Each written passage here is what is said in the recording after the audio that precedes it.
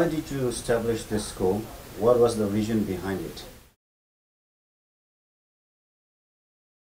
Well, many years ago, there was a big function in our place in Dehradun. Actually, Dehradun is considered one of the education hub of India because we have so many schools in Dehradun. And one of the schools is called Doon School, which is one of the best schools in India. And they had a big function, and at that time, His Holiness, the 41st Sakya Trinity, was also invited. And I went along with, as attendant, went with him, and I saw kids performing on the stage, singing, dancing, speech, with such confidence that I felt how good it will be if our gurus, if our lamas, and our tukus could also get that kind of a modern education. So that was the start of the Sakya Academy, that very moment. And then, of course, about 15 years we worked, and the last 3 years actually we have already started now Sakya Academy. So that's how we started the Sakya Academy. Rinpoche, when did you start Sakya Academy, and how many students are there currently? We started Sakya Academy about 3 years ago, and we've been preparing for Sakya Academy so over 15 years. And currently we have over 200 students at Sakya Academy. Where do these students come from, and what age group are they? Most of my kids are coming from a Himalayan belt. Many of them are orphanage, and many of them are single parents. So mostly they send their kids to study. Also at the same time have some kind of a Buddhist activities. So that's why most of my kids are coming from a Buddhist family, and they are here to study Buddhist and the modern education. They are from age 5 to 15. We don't accept younger than 5 because we feel that they are too young to be away from their parents. And older than 15, then the age group becomes too big, so then that's why we only accept from age 5 to 15. Where do you want to see these students in 10 years' time from now? I mean, as a parent, I would say that the first thing is that to give them a general education with a good, of course, Buddhist background, meaning with compassion, love, loving kindness, caring for others, respecting elders, respecting other traditions, other religions, being open-minded, which is very important.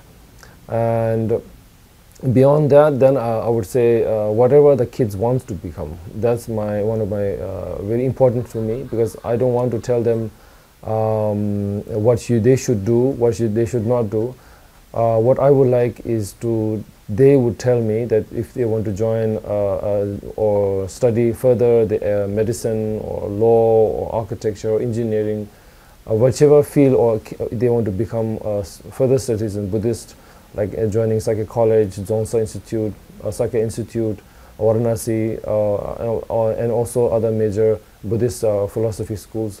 These are very important as a monastic, but also at the same time they are kids. For me, they are monks.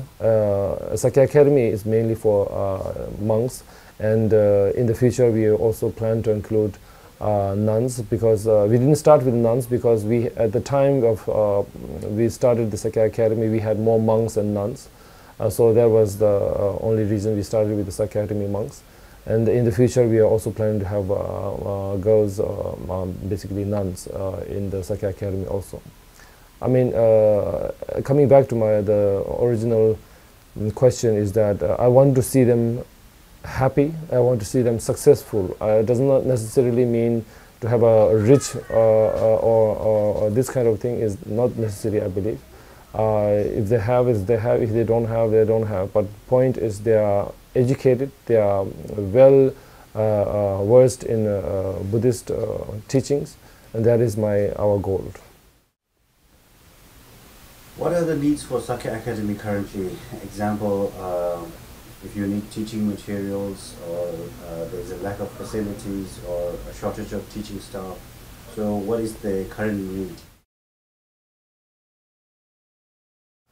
Sakya Academy is totally running on based on donation, based on our sponsors. We would like to, how to say, give them the best of education, give them the best, how to say, chance to study further.